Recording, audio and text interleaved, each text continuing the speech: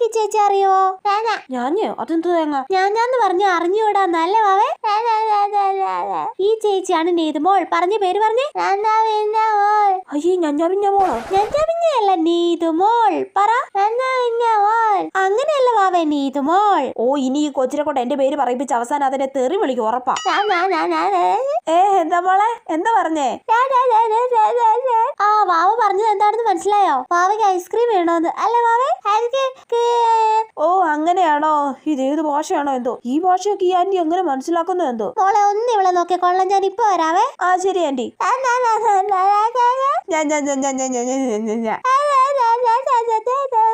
മിണ്ടാതിരിക്കാം, ആ നല്ലത്. എന്തേലും ഇരുന്ന് പറഞ്ഞോട്ടെ. എന്റെ പേരൊന്ന് പഠിപ്പിക്കാൻ നോക്കിയാലോ? ഇല്ലെങ്കിൽ ആരുടെയെങ്കിലും മുന്നിൽ വെച്ച് ഞഞ്ഞാപിന്നാമോളെന്ന് വിളിക്കും. വാവയ്ക്ക് എന്റെ പേരറിയാവോ? അത് ശരി, ചോദിക്കണ്ടായിരുന്നു.